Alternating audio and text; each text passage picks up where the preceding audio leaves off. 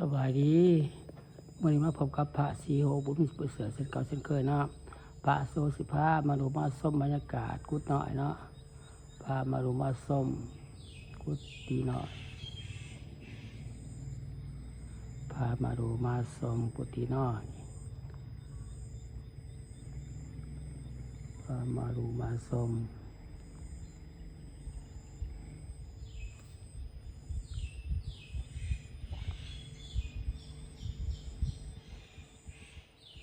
กุดดีน้อยให้ FC ลาวไทยและต่างประเทศเขาดูเข้าชมช่อง YouTube ของพระศรีโหบุญมีสิประเสริฐให้เด้อกดไลค์กดแชร์เนาะกดติดตามให้เด้อเป็นกำลังใจให้พระศรีโหบุญมีสิประเสริฐให้เนาะ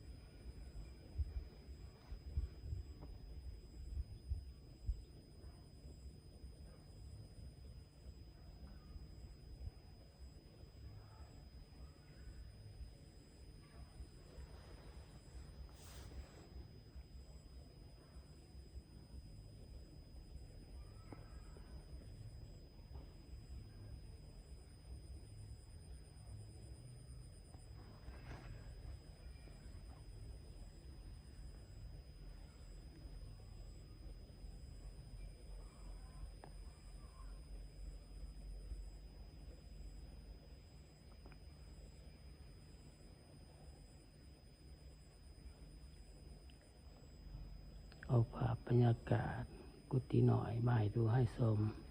ให้ FC ลาวไทยและต่างประเทศเขาดูเข้าชมช่อง YouTube ของพระศรีโหบุญมีสิประเสริฐให้เด้อกดไลค์กดแชร์เนาะกดติดตามให้เนาะเป็นกำลังใจให้พระศรีโหบุญมีสิประเสริฐให้เด้อ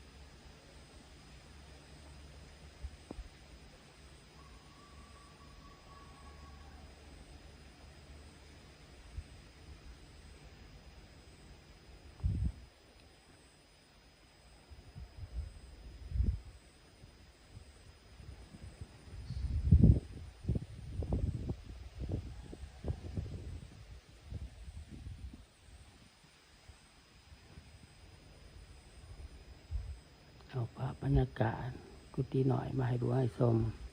ให้FCลาวไทยและต่างประเทศเขาดูเข้าชมส่อง YouTube ของพระศรีโหบุญมีสิประเสริฐให้เด้อกดไลค์กดแชร์เนาะกดติดตามให้เด้อเป็นกำลังใจให้พระศรีโหบุญมีสิประเสริฐให้เนาะ